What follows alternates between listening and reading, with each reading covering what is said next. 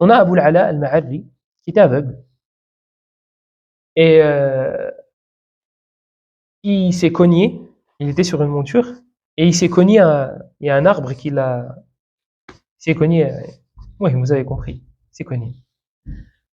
20 ans après, 20 ans après, il prend le même chemin, avec bien sûr des gens, s'il est aveugle, vous doutez bien que 20 ans après, et il se baisse.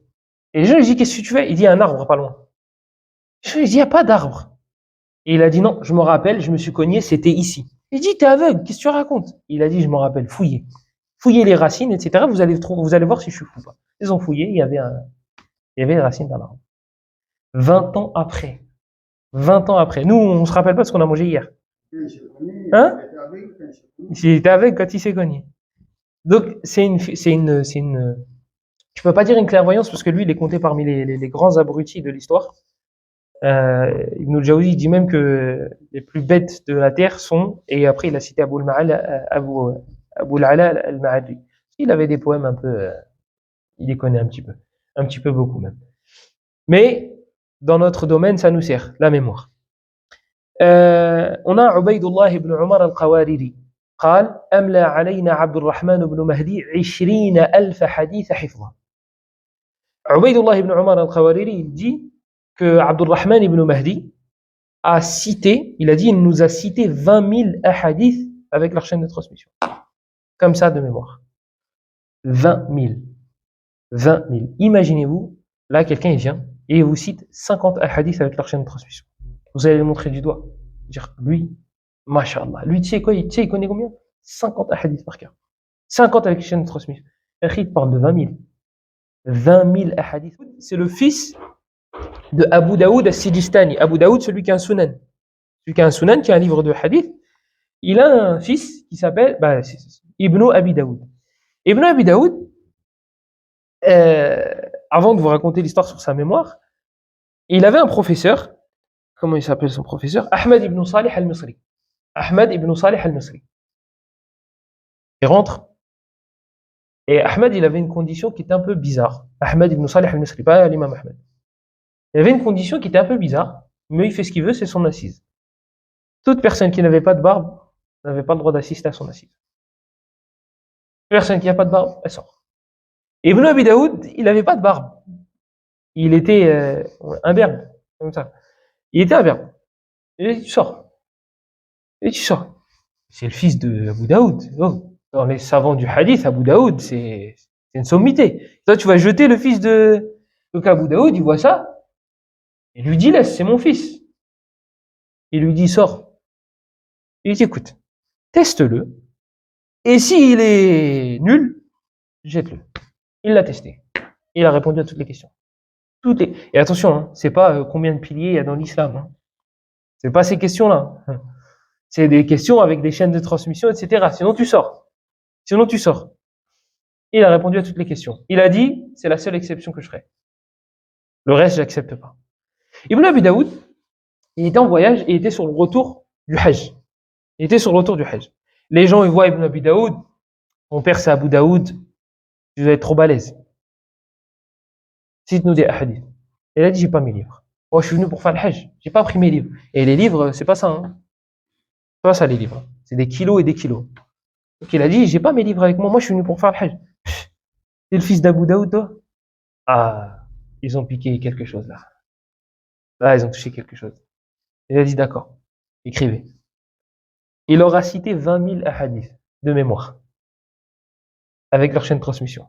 Ils ont écrit, il y en a un, il n'était pas content. Elle a dit, attends, bouge pas. On va vérifier s'il a dit vrai ou pas, s'il s'est trompé ou pas. Maintenant, on va vérifier dans les livres si les chaînes de transmission qu'il a citées sont vraies. S'il s'est pas trompé. Parce que 20 000, et là, je sais pas, son intention c'était quoi? Est-ce qu'il avait le seum? Est-ce qu'il, elle a dit, on va vérifier. Ils ont ramené les livres. Et ils ont commencé à comparer. Parce que les hadiths, ils sont écrits. Tu peux pas venir inventer une chaîne de transmission comme ça. Donc, on va voir si les autres rapportent comme toi, tu le rapportes.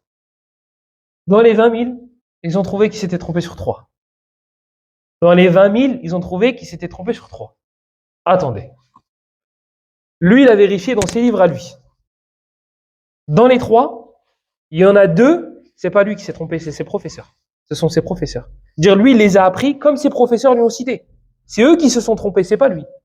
Et il y en a un, il s'est trompé. Sur 20 000, il s'est trompé sur un. Sur 20 000, il s'est trompé sur un seul.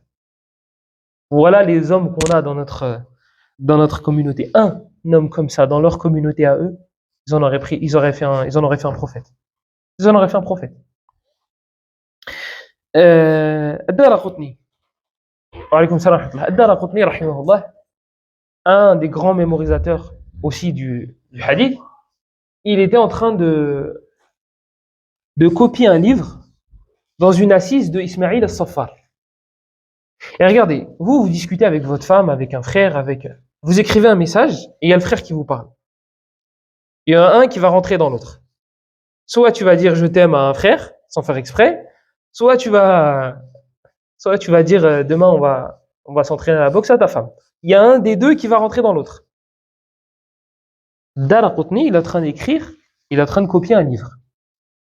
Il est en train de copier un livre. Et l'assise de Ismaïl al-Saffar, elle est en train d'être... Donc Ismaïl al-Saffar, il cite des hadiths avec leur chaîne de transmission. Et lui, il est en train d'écrire quelque chose qui n'a rien à voir. Les frères, ils sont venus voir et nous disent, tu peux pas dire que tu es l'élève d'Ismaïl al-Saffar. Tu n'as pas assisté à son cours. En vrai, tu as juste fait acte de présence comme ça, c'est tout. Donc ne dis pas aux autres, j'ai assisté au cours de Ismaïl al-Saffar. Il leur a dit, laissez-moi tranquille. On n'a pas les mêmes cervelles. On n'a pas les mêmes façons d'apprendre et de comprendre. Il leur a dit, laissez-moi tranquille. Et ils ont assisté. Elle a dit, sortez vos livres. Sortez vos cahiers. Sur quoi vous avez écrit les hadiths. Sortez vos cahiers. Ils sortent. Il a cité combien de hadiths? On ne sait pas. Il a dit 18. C'est Daraqutni qui dit ça. Il dit 18. Il leur a cité dans l'ordre les 18 avec les chaînes de transmission. Il est parti. Il a dit, je vous avais dit, je ne suis pas comme vous. Ça c'est, subhanallah, imaginez-vous, vous asseyez, là je vous cite un hadith avec une chaîne de transmission. Vous écoutez, vous avez tout branché, les yeux, les oreilles, tout. Est-ce que vous serez capable de réciter la chaîne de transmission? Lui, 18. 18 alors qu'il est en train d'écrire. Il est en train d'écrire quelque chose. Il est en train de copier un livre. Parce que les livres, c'était cher, c'était rare, etc. Donc il est en train de le copier. Est-ce que vous imaginez? Dans le meilleur des cas, on va citer des trucs on va mélanger avec le livre. Je crois qu'il a dit qu'il rapportait de tel, et on va commencer à mélanger. Ça, c'est dans le meilleur des cas. Oui, je crois à un moment, il a dit Malik. Ouais, il a dit Malik à un moment. Voilà. Ça, c'est dans le meilleur des cas. Donc ça, c'est Ad-Daraqutni. Il y a pas longtemps, il y a quelqu'un qui m'a dit, mais c'est dommage qu'Allah, il est raconté sur le Bukhari. Le Bukhari que je vous ai laissé à la fin, vu que je vous ai dit le meilleur pour la fin. Il y a pas longtemps, c'est avant-hier, je racontais à quelqu'un l'histoire que je vais vous raconter sur le Bukhari. La personne m'a dit, dommage que ce genre de personne n'existe plus. Je lui dis, sois-en sûr, ça n'existe plus. Je lui dis, mais regarde, subhanallah, Allah, il a mis ce genre d'homme sur la terre, quand? À quelle époque? Au moment où il n'y avait pas de magnétoscope, j'ai un problème avec le magnétoscope. Au moment où il n'y avait pas de magnétophone, au moment où il n'y avait pas de maison d'édition, au moment où on avait besoin de gens qui mémorisent. Donc en vrai, un Bukhari à notre époque, c'est moins utile qu'un Bukhari à l'époque. On en a plus besoin on en avait plus besoin à l'époque, puisque c'était pas encore, les livres n'étaient pas encore édités. Les livres n'étaient pas encore édités, et donc du coup, on fait comment s'il y a une erreur dans une édition, on fait comment s'il y en a un qui a mal appris, etc. On a besoin de gens comme le Bukhari. Donc voilà pourquoi Allah il a mis le Bukhari au IIIe siècle et il l'a pas mis aujourd'hui. Ça c'est une des raisons. Une autre raison peut-être c'est qu'Allah il a voulu le préserver de ce qu'on est en train de vivre nous. As-Sarkhasi. As-Sarkhasi c'est un grand savant qui a été enfermé dans un puits. Il a été emprisonné dans un puits ou dans un trou, dans une sorte de trou. Les gens venaient le voir, il était emprisonné. C'était sa prison, c'était son châtiment. Et les gens venaient le voir pour écrire sa science. Et il disait, Bismillah, écrivez chapitre, et après il cite. Ah, on change de chapitre, Bismillah. Et eux, ils écrivaient. Donc c'était les livres de Sarkhasi. Aujourd'hui, il a été édité, je l'ai vu il n'y a pas longtemps, en 30 volumes. 30 volumes. Il n'y a pas de cahier, il n'y a pas de stylo, il n'y a pas. Imaginez-vous dans un trou. Imaginez-vous dans un trou. Et les élèves, ils venaient, ils écrivaient à chaque fois. Vas-y, Cheikh. Bismillah, chapitre, chapitre, chapitre. Imaginez-vous juste lire ce livre-là. Nous, juste le lire, ce serait un défi. 30 volumes. Lui, il l'a cité de mémoire. À notre époque, il y en a deux que j'ai voulu citer, et après on passera au fameux Al-Bukhari. Les deux que j'ai voulu citer à notre époque, je vous avais dit, c'était Abdelaziz ibn Baz, rahimahullah, et le deuxième que je voulais citer, c'était un petit peu moins connu, c'est Hafiz ibn Ahmed al-Hakami, rahimahullah. C'est un savant qui est mort à la trentaine, Al-Hafiz al-Hakami. Il est mort à la trentaine, il est de notre époque, hein. Il est de notre époque, il est mort il n'y a pas si longtemps que ça. Vous pouvez trouver des photos de lui, d'ailleurs une photo de lui sur internet. Hafiz ibn Ahmed al-Hakami, c'est quelqu'un qui vivait en Arabie Saoudite, mais avec les animaux, etc. C'était un coin très reculé, il n'y avait pas beaucoup de mosquées, pas beaucoup de savants, pas de savants d'ailleurs. Et il y a eu une mosquée, il y avait une mosquée, lui il s'occupait des bêtes. Il y avait une mosquée, ils n'avaient pas d'imam pendant le ramadan. Et le Hafiz al-Hakami, qu'est-ce qu'il leur a dit? Il a dit, bah, vous savez quoi, moi je vais apprendre le Coran et je vous fais tarawih. Mais c'est le ramadan. Bah d'accord, bah, j'apprends 20 pages par jour. Il y a 60 pages dans le Coran. Il a appris le Coran en combien de temps? 30 jours. Il a appris le Coran en 30 jours. 20 pages par jour. Et il y a 600 pages, faites 20 fois 30. Il a appris le Coran. Imaginez-vous un gars, il apprend, le soir même, il récite par cœur ce qu'il a appris. Pour les amateurs d'apprentissage et de mémorisation, sachez que logiquement, c'est pas possible. Pour un humain normal, c'est pas possible. Parce que tu as besoin de temps pour que ça s'enracine à l'intérieur. Tu as besoin de dormir, tu as besoin de réviser, tu as besoin de... Il priait avec le soir même. Et quand est-ce qu'il apprenait? Quand il s'occupait des bêtes. Quand il s'occupait des bêtes, il apprenait. Ça fait penser à Cheikh, vous le connaissez, Saoud Shuraim. Imam al-Mec. Il dit qu'avant, bon, les panneaux, vous savez, ils n'étaient pas fixés, etc. Il tenait les panneaux stop, etc. Et il a dit, j'ai appris Surat An-Nisa comme ça. Surat An-Nisa, une des plus difficiles. Il a dit, je l'ai appris comme ça. J'avais un mushaf comme ça et j'apprenais. Surat An-Nisa. Il y avait plus de 20 pages. Pour que vous ayez un peu... Et il y a les versets de l'héritage là-dedans. Donc même vous comprenez la langue, lui il a le Thumun, lui il a un huitième, l'autre il a un cinquième, l'autre il a un troisième. Il l'a appris alors qu'il tenait un panneau. Bref, Hafiz ibn Ahmed al-Hakami, c'est lui. Hafiz ibn Ahmed al-Hakami, il a été faire la Umrah ou le Hajj, je sais plus. Et il y a un savant qui a remarqué sa nabaha, lui il n'est pas comme les autres. Qu'est-ce qu'il a dit? Toi tu restes avec moi. Le grand frère il lui a dit c'est pas possible. Mes parents ils ont besoin de lui. Demande à mes parents. Il a envoyé une lettre aux parents, etc. Est-ce que votre enfant peut venir? Les parents ils ont dit non, bouge pas. Restez avec nous. On a besoin de lui. Donc, le Qara'awi, le savant en question, il lui a envoyé des livres, etc., etc. Et Hafiz ibn Ahmed al-Hakami, il apprenait à peu près vers 18 ans, je crois. Il a écrit une poésie qui aujourd'hui est étudiée en 2-3 ans, je crois. Il avait 18 ans à peu près. Il l'a écrit. Quand c'est arrivé dans les mains de Qara'awi, son professeur, Qara'awi lui a dit, je veux que tu expliques ton poème. D'accord. Il écrit, il est en 4 volumes aujourd'hui. Aujourd'hui, ce livre-là, c'est un des derniers livres qu'on fait dans la croyance. C'est le niveau, il avait 21 ans à peu près. À peu près 21 ans. Je sais plus quand sa mère ou son père est mort, un des deux. Le deuxième parent a dit, tu peux aller voir le Qara'awi. Tu peux y aller. Et il est parti. Il a pris ses affaires, hop, et il est parti voir le Qara'awi. Et là, c'est devenu un des élèves de Qara'awi les plus rapprochés. Il est devenu professeur des élèves de Qara'awi. Donc c'était ses anciens collègues, on va dire. Ses anciens camarades de classe. Ben, c'est lui qui est devenu professeur. Il y a des moments où les élèves disent, Cheikh, c'est trop compliqué. Ce que tu nous dis, ça se divise en 2 catégories, ça en 3 catégories, et en dessous des catégories, il y a des sous-catégories. Tu peux pas nous faciliter la science? Il dit, ok, c'est bon. Je vous fais des vers de poésie. Et comme ça, de tête, il faisait des vers de poésie. Et sachez qu'il y a des règles dans la poésie arabe à respecter. Il les faisait de tête. Il les faisait de tête, et eux, ils écrivaient. D'ailleurs, il a une poésie. Il a des poésies en plusieurs sciences. Il est mort à peine 36 ans.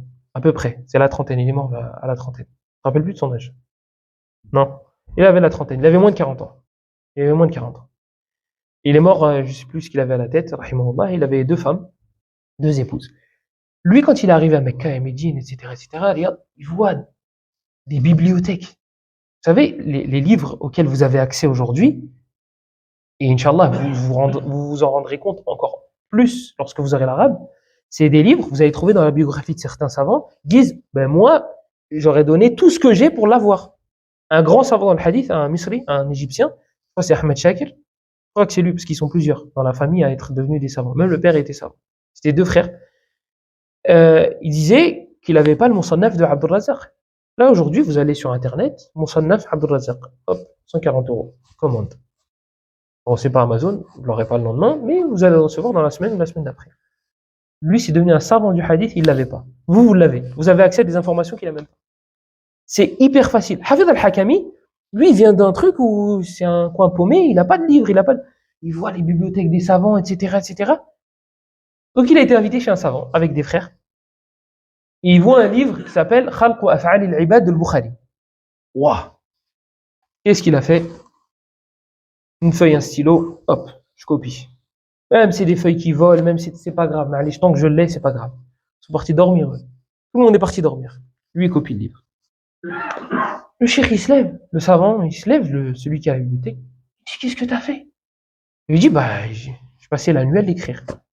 Toute la nuit, il l'a passé à écrire. Il a dit, bah, c'est bon, là, j'ai fini d'écrire, regarde. Il dit, je te le donne. Et je te le donne, prends-le. Et il dit, cheikh, j'en ai pas besoin, je l'ai appris par cœur.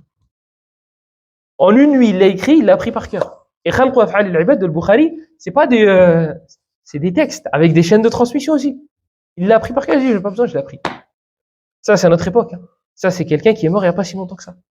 Il n'y a pas si longtemps que ça. Il y a Hafid ibn Ahmed al-Hakami, il en a plein, des histoires comme ça. Et c'était quelqu'un qu'Allah, il a vraiment, j'allais dire dommage, mais oui, dommage quelque part qu'il n'ait pas vécu plus longtemps. Il nous aurait passé des trésors magnifiques. Cheikh Abdul Aziz ibn Abdullah ibn Baz, rahimahullah ta'ala. Je vous avais donné un exemple une fois de chaîne de transmission, je crois que c'était la semaine dernière, les noms à retenir, etc., etc., et comme quoi c'était compliqué. Bukhari, comme Ibn Baz, rahimahullah, j'ai hâte de passer à Bukhari, c'est pour ça que je glisse avec lui. Ibn Baz, rahimahullah, il était aveugle. Il a perdu la vue, je crois, totalement, je crois, à l'âge de 19 ans. Il a vécu jusqu'à 90 ans à peu près. D'ailleurs, je sais plus si c'était sa tante, je crois que c'était sa tante. Elle a dit, Miskin, Cheikh Ibn Baz. Miskin Ibn Baz, c'est pas un cheikh. À ce moment-là. Elle a dit, Miskin, qu'est-ce qu'il va s'occuper de lui? Comment il va faire pour avoir sa subsistance? Cette histoire-là, c'est lui qui la raconte. Il raconte cette phrase, il répète cette phrase-là. Les gens, ils se battaient pour servir Ibn Baz. Juste pour mettre ses sandales, vu qu'il était aveugle, pour mettre ses sandales, ils se battaient. Vous voyez, la subsistance, ça dépend pas de j'ai des beaux yeux, ou j'ai beaucoup de force, ou j'ai des diplômes. Les gens, ils se battaient. Il avait plusieurs maisons, il avait plusieurs salaires. Il y avait toute une contrée, tout un village au Yémen qui recevait de l'argent tous les mois, ils savaient pas ça venait d'où. Le jour où Ibn Baz il est mort, ils ont pas reçu. Ils ont dit, bah ça vient de lui, c'est sûr. Ils ont même appelé le moufti actuel. Ils nous dit, oui, Ibn Baz il faisait, il a dit stop. Il dit, moi je suis pas Ibn Baz. Moi je peux pas faire ce qu'il faisait. Il avait des salaires et des salaires, il faisait des chèques. Il avait des chèques, c'était automatique.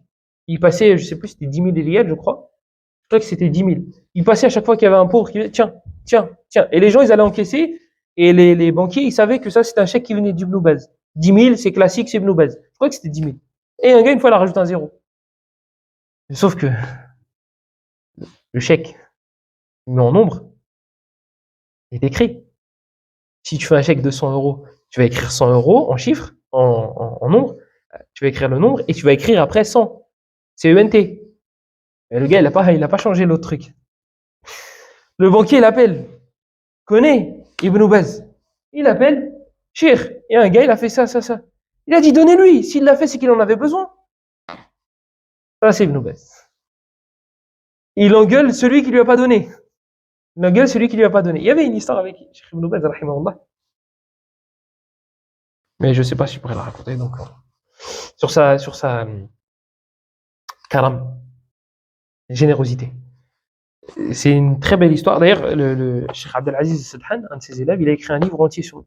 Et il fait par chapitre, sa générosité, sa mémoire, etc., etc.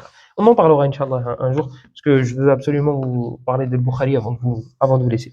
Cheikh Ibn Baz, rahimahullah, donc Cheikh Abdelaziz Sedhan, son élève qui est encore vivant, il dit qu'un jour, il était en train de lire un livre, Cheikh Abdelaziz Sedhan, il lit sur Cheikh Ibn Baz.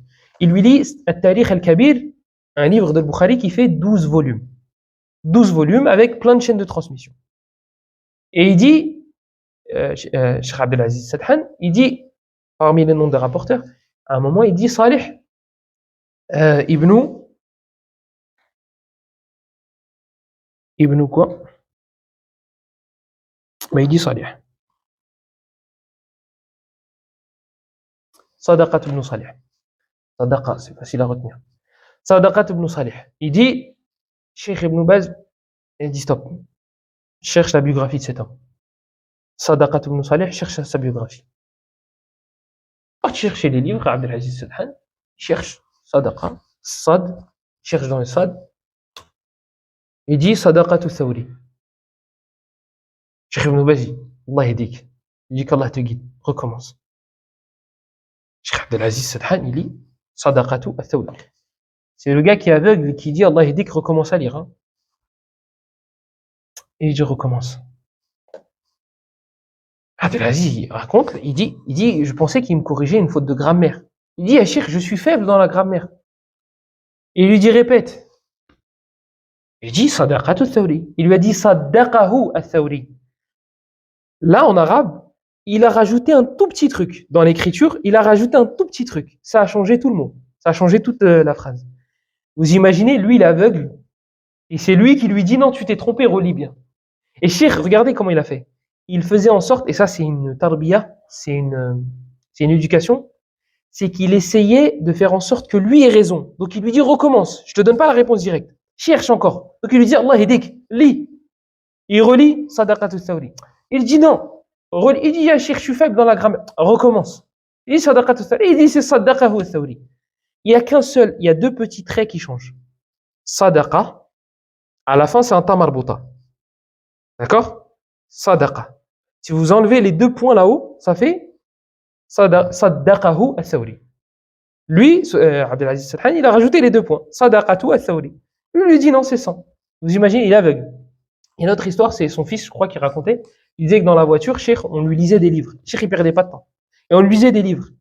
Et il n'y avait pas de marque-page ou quoi que ce soit. Et la méthode, les frères, bon, c'est mon avis, hein, c'est de plier les pages.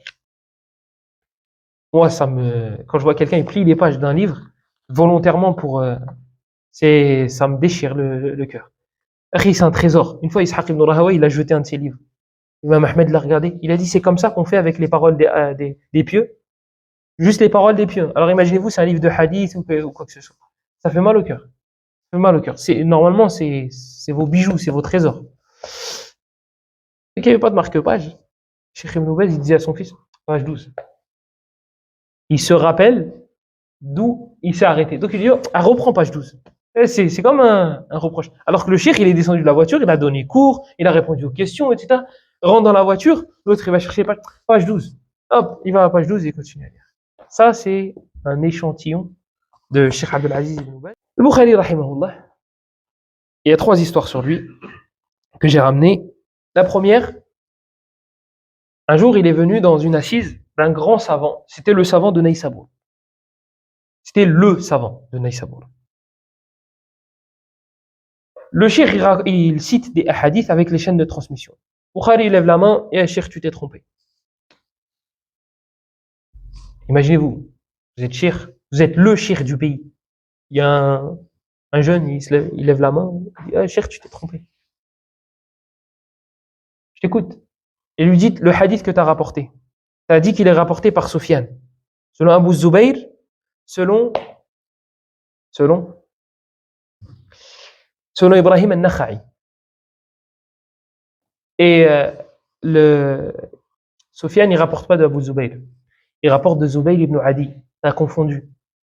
Tu as confondu Abu Zubayr et Zubayr ibn Adi. Il dit Sofiane, il n'a pas rapporté de lui. Vous savez, Bukhari, il avait quel âge à ce moment-là? Il avait 11 ans. Il avait 11 ans. Le cheikh, il s'énerve. C'est toi. Je sais pas ce que tu dis. Bukhari, il lui dit, écoute, retourne au livre. Tu me crois pas? Comme je l'ai dit tout à l'heure avec Ibn Abi Daoud. On voit sur les livres. Qui est-ce qui s'est trompé? Il dit, retourne à ton livre. Il rentre chez lui, Mohamed ibn Yahya al-Duhli. Il rentre chez lui. Mais non. Il avait raison. Il repart dans l'assise. Qu'est-ce que tu as dit la dernière fois? Il a dit, j'ai dit que Sofiane, il rapportait pas de Abu Zubayr. Elle a dit, c'est comment alors? Il lui dit, Bukhari, il lui dit c'est Sofiane, selon Zubayr ibn Adi, selon Ibrahim al-Nakha'i. Il a dit, l'enfant a raison. 11 ans. 11 ans, Bukhari était comme ça. Bukhari, rahimahullah, il a perdu la vue, un petit peu après. Et sa mère a fait plein d'invocations. Et d'ailleurs, j'invite toutes les personnes qui ont des gens malades dans leur famille ou bien eux-mêmes à d'abord passer par cette étape-là. Elle est partie à la Mecque faire une umrah et implorer Allah pour qu'il lui rende la vue. Implorer Allah pour qu'il lui rende la vue. Elle a vu en rêve Ibrahim alayhi salam, le prophète. Et Ibrahim, il lui a dit Abshir, Abshiri, du féminin. Il dit réjouis-toi, Allah va lui rendre la vue. Elle s'est levée. Il est où le Bukhari? Il est où mon fils? Et il avait la vue. Il avait à peu près 18 ans. Il a écrit un livre, Tarikh al-Kabir. Il a dit j'ai écrit un livre, 18 ans. Il a dit j'ai écrit un livre. Si on faisait revivre mes professeurs, ils ne le comprendraient pas. Vous imaginez là, j'ai écrit, il est tellement compliqué, 18 ans. Il est tellement compliqué, si on faisait revivre mes professeurs, ils ne le comprendraient pas. 18 ans. Et le temps, il est passé. Et le Bukhari, c'est devenu le Bukhari. C'est devenu une étoile. Et là, il y a deux histoires qui se disputent dans ma tête. Est-ce que je raconte celle-là avant ou celle-là avant? J'ai envie de commencer par le plus gentil, après partir dans... Vu qu'on a cité Mohammed ibn Yahya al-Dhuhli, on va continuer avec lui. Le Bukhari, rahimahullah, comme vous savez, quand vous êtes à égalité avec vos copains, avec vos cousins, avec... non, je vais dire cousine, non. Avec vos cousins, avec vos copains, avec vos proches, quand vous êtes à égalité dans les bienfaits, c'est mon frère, c'est le sang, c'est la famille, etc., etc. Quand il y en a un qui dépasse l'autre, la jalousie commence à prendre la place, et c'est là où on va te dire, reviens avec nous, reste avec nous. T'étais bien pauvre, hein, si c'est la richesse. T'étais bien imbécile, si t'es plus intelligent qu'eux. T'étais bien quand tu faisais 3 prières par jour, si c'est la prière. Tu vois, si tu les dépasses en bienfait, là les vrais masques vont tomber. Tu vas voir qui sont tes frères et qui ne. Bukhari, il était largement au-dessus. Et les gens disaient ouais, le Bukhari, c'est bon, c'est le Bukhari. Les gens l'accueillaient dès qu'il allait dans un pays. Je vous rappelle qu'il n'y avait pas de médias, rien du tout. Donc pour quelqu'un soit connu, et il est parti à Naïsabour, l'endroit dans lequel son professeur Mohammed ibn Yahya al-Dhuhli est très connu pour sa mémoire hors norme. Et Mohammed ibn Yahya al-Dhuhli, je vous rappelle que lui, il était savant, alors que le Bukhari, voilà, il jouait encore dans la cour des petits, c'était un enfant. Lui, il était déjà shir. Donc c'est pas le même niveau. Lui, il a des années d'avance, Mohammed ibn Yahya al-Dhuhli. Qu'est-ce qui lui a pris à Mohammed ibn Yahya al-Dhuhli? Je sais pas. Mais il a dit, vous savez quoi? Bukhari vient, les gouverneurs ils sortent, etc. Ils l'accueillent, ils jettent des bonbons, plein de trucs comme ça. Lui, il a dit quoi? Il a dit, moi, je vais l'accueillir. On va faire un majlis, une assise, et on va voir qui a la meilleure mémoire. Lui ou moi. Parce que moi, je suis le muqaddam. C'est moi le premier de mon pays. Bukhari, bah, vous allez voir, moi, je vais le battre. Vous savez, c'est comme les influenceurs, les rappeurs, si tu défonces le gars qui est plus haut, tu finis avec le titre. T'as pas besoin de te battre contre cela. Tu finis avec le titre si tu bats celui-là. Donc moi, Bukhari. Ok. Et il y a du monde, puisque c'était prévu de la part de Dhuhli, malheureusement pour lui. C'est pas, si c'est Dhuhli. Il s'assoit, Bukhari s'assoit, et les gens ils écoutent. Dhuhli lui dit écoute, on va citer des hadiths. Celui qui en cite le plus, il a gagné. D'accord? Pareil, je vous rappelle, c'est chaîne de transmission. Ici, ça marche pas. Selon Abu Huraira, le prophète a dit non, jette. Toi, t'es un cuisinier, boulanger, etc. Les spécialistes du hadith, la chaîne, qui remonte jusqu'au prophète. Eux, chez eux, c'était ça. Bukhari dit d'accord. Si tu veux qu'on fasse quoi? Sur quel sujet? Regardez le Hudali, al-Dhuhli. Qu'est-ce qu'il lui dit? Il lui dit sur l'imama. Je veux des hadiths sur l'imama. L'imama, vous savez, c'est ce qu'ils mettent dans le désert, etc. Les Mauritaniens mettent beaucoup ça. C'est une sorte de chapeau là que tu veux vous enrouler. Ceux du Sahara aussi ils mettent ce genre de truc. Regardez, c'est compliqué quand même. C'est un sujet, c'est pas le plus évident, c'est pas le plus. Le Bukhari, il a rien préparé. Il vient comme ça, et lui, il a pu préparer. Allahu alam, est-ce qu'il a préparé ou pas? Et il dit, vas-y, cite ce que t'as, Al-Bukhari. Bukhari confiant. Vas-y, commence. Zuhli, il a cité 70 hadiths sur la imam. Je sais pas si vous arrivez à vous imaginer un gars qui arrive à citer 70 hadiths avec des chaînes de transmission sur un détail qui est la imama. Si lui, il est capable de citer 70 hadiths sur la imama, dans la salade, c'est quoi? Il est capable de citer combien de hadiths sur la prière, sur la zakat, sur le hajj? Une panoplie. Là, sur la imama. Là, si je vous dis, allez chercher des hadiths sur l'imam à 70, je sais pas si vous allez en trouver. Juste chercher, hein, et vous allez les lire. Lui, il en a cité 70. Autour de Bukhari. Bon, t'as fini? Bukhari, il a cité les 70 que lui, il a cité. Avec les chaînes de transmission. Et on a rajouté 100. Écoutez bien. Il a dit, quand j'ai vu que son visage commençait à changer, je me suis stoppé. C'est-à-dire qu'il en avait encore dans le disque dur. Mais il s'est dit, ah, peut-être que, voilà, la jalousie, je vais taper trop profond. Et il y a des gens, il y a les élèves de Hli qui sont là. Donc vas-y, je vais pas trop le hacham. Je m'arrête à 100. 100 sur l'imama. Il a cité les 70 qu'il a cités, il en a rajouté 100 sur l'imama. C'est pour ça que je vous ai dit la semaine dernière, quand ils ont dit le Bukhari, il s'est pas prié, il a dit, si je veux, avant de me lever, je vous en cite 500 des hadiths sur la prière. C'est pas étonnant. Un gars qui est capable de vous citer autant de hadiths sans rien préparer. Sans rien préparer. Et la dernière histoire, c'est le meilleur pour la fin. Le Bukhari, rahimahullah, bien sûr, après ça, il y a eu une jalousie de la part de son professeur, Zuhli, et plus personne s'asseyait auprès de Bukhari.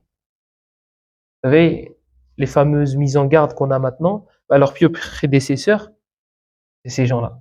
Ces gens qui mettent en garde pour rien. Moi, je vous ai déjà dit, les mises en garde, ça existe. Et ça existera, et c'est bon. Mais c'est comme le sel. Si t'en mets trop, ça te défonce ton plat.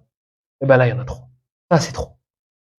Bukhari, rahimahullah, al-Hudhali, il a mis après Duhli, après ça, il a mis en garde contre lui. Il a mis en garde contre lui, et plus personne s'asseyait avec le Bukhari. Il restait deux élèves. Deux élèves, al-Bukhari. Et parmi les deux, Muslim. Sahih Muslim. Muslim. Muslim ibn al-Hajjaj, c'est un des deux qui est resté avec le Bukhari. Personne ne restait avec lui. On raconte qu'il avait à peu près 20 000 élèves. Quand il faisait une assise, il en avait à peu près 20 000. Du jour au lendemain, tout le monde met en garde contre lui. On reviendra sur pourquoi ils ont mis en garde, etc. Sur comment ils ont joué sur les mots. C'est une masala qui est un petit peu compliquée, mais on reviendra là-dessus. Pourquoi ils ont mis en garde. Mais c'était une histoire de jalousie. Hein? Je vais te donner un indice. C'est sur l'histoire de la création. Est-ce que le Coran, il est créé ou pas? Ils ont collé l'étiquette à Al-Bukhari. Ils ont dit, il dit que le Coran, il est créé. Maintenant, pourquoi ils ont dit ça? On verra, Inch'Allah. Ça. Donc, ils ont collé cette étiquette à Al-Bukhari et plus personne ne s'asseyait auprès de lui. Plus personne. C'était tellement difficile pour le Bukhari parce que c'est une torture psychologique. Hein. Pour quelqu'un qui a 20 000 élèves et du jour au lendemain, tout le monde met en garde contre lui, peut-être même il ne passe plus le salam, c'est une torture psychologique. Il a fait des doigts pour mourir. Et il est mort à peu près 3 jours après. Il est mort le jour de l'Aïd. Rahimahullah, à 60 et quelques. Vous imaginez, ils l'ont tué. C'est le terme, hein, ils l'ont tué. Ils l'ont tué. Mais moi, je suis sûr et certain que 100%, pas 90%, vous n'avez jamais entendu parler de Duhli avant aujourd'hui. Et le Bukhari, tout le monde. Bukhari, Allah il l'a élevé. Duhli, qu'Allah lui pardonne. Voilà, c'est tout ce qu'on peut dire. La dernière histoire est la meilleure pour la fin.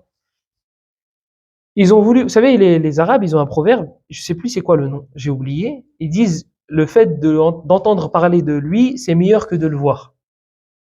En fait, c'est une personne qui était grande de taille. Elle était très grande de taille, et les gens, tellement ils abusaient, quand on le voyait, on dit, ouais, il est pas si grand que ça. C'est comme, aujourd'hui, un film. Ouais, il est hala, il est mortel, tu le regardes. Ouais, je m'attendais à, tu me l'as tellement vendu que je m'attendais à mieux. Là, c'est ça. Et il est grand. Le jour où je le vois, il est pas si grand que ça, en fait. De base, il est grand, lui, hein. Mais comme on t'a dit, il est grand, ouais, je m'attendais à plus. Le Bukhari, ils se sont dit la même chose. Le Bukhari, c'est bon, le Bukhari, c'est pas. Donc, qu'est-ce qu'ils ont fait? Un jour, quand ils l'ont accueilli dans un pays, ils ont mis 10 élèves autour de lui. Et cette histoire-là, c'est là où, je sais plus si c'est Dahabi ibn Hajar, je crois que c'est Ibn Hajar. Il dit, là, Après ça, on se plie devant le Bukhari, devant la mémoire de Bukhari. Ça y est. C'est comme Omar quand il a donné la moitié de son argent au prophète sallallahu alayhi wa sallam. Il a dit aujourd'hui je vais battre Abu Bakr. Ça y est, c'est fini. Je vais le battre. Abu Bakr il vient, il donne tout son argent. Omar a dit c'est bon, je laisse tomber. J'arrête de concurrencer Abu Bakr. Là, avec cette histoire, les gens ils se sont dit ça y est. Bukhari, c'est bon. On arrête. On va pas essayer de faire mieux. Il arrive, pareil du monde, il y a 10 élèves autour de lui. 10 étudiants en sciences dans le hadith. Le monde écoute, et le premier élève, il commence. Le premier élève, il fait quoi? Il cite 10 hadiths avec les chaînes de transmission. À chaque fois que l'élève cite un hadith, Bukhari, je ne connais pas. Je ne connais pas. Je ne connais pas. Je ne connais pas. Deuxième, je ne connais pas. Je ne connais pas. Donc ça fait 20. Jusqu'au 10e, ça fait 100. 100 hadiths, Bukhari ne connaît pas. Là, l'assise, je vous rappelle, il y a du monde, ils sont divisés en deux. Vous avez les ignorants et vous avez les savants. Les ignorants, ils ont dit quoi? Bukhari. Les savants, ils ont dit, il a compris. Ils ont fini les 10. Donc ça fait 100 hadiths. 10 chacun. 10 fois 10. Il retourne au premier. Il dit, toi, le premier hadith que tu as cité, c'est ça. Il lui cite la chaîne de transmission que lui a citée. Il lui dit, et le bon hadith, c'est ça. La chaîne de transmission que tu as citée en deuxième, elle ne va pas avec le hadith que tu as cité. Elle va avec le troisième. Le troisième gars qui m'a cité les hadiths. C'est son hadith numéro 4. Le quatrième hadith que tu as cité, la chaîne de transmission, elle va avec le 2 qui a cité le cinquième hadith. Et il a fait ça sur les 100. 100 hadiths. Ils ont modifié les chaînes de transmission. C'était des vraies chaînes de transmission, mais ils n'allaient pas avec les bons textes. Donc ils les ont modifiés. Le Bukhari, il a rectifié les 100. Les 100. Ibn Hajar qui raconte l'histoire, il dit c'est pas étonnant que le Bukhari connaisse la vraie réponse. C'est pas étonnant. Parce que c'est un savant dans le hadith. Ce qui est étonnant, c'est qu'il a retenu les erreurs dans l'ordre. Comment tu fais? Il a retenu les erreurs dans l'ordre. Et là, on parle pas de 5 ou 6. On parle de 100. 100, il dit toi, la première, la chaîne de transmission que tu as citée, elle va avec le cinquième frère là, qui a cité le hadith. Et d'ailleurs, c'est son hadith numéro 2. Et il recolle les morceaux. Est-ce que vous imaginez? Je sais pas si vous vous rappelez les jeux là. Tu devais trouver 3 images similaires. Tu retournes le truc, etc. Toi, tu t'en rappelles pas. Même de ça, tu t'en rappelles pas. Tu sais pas quel truc va avec quel truc. Lui, il te cite 100 hadiths. Eux, ils citent 100 hadiths. Il te dit, lui, la chaîne de transmission avec lui. Et lui, elle est avec lui. Et lui, elle est avec lui. Et il te les cite dans l'ordre. Ibn Hajar, comme je l'ai dit, il dit, c'est pas étonnant que le Bukhari connaisse les hadiths dans leur vrai. Il dit, ce qui est étonnant, c'est qu'il ait retenu les erreurs. Comment il a fait pour retenir les erreurs?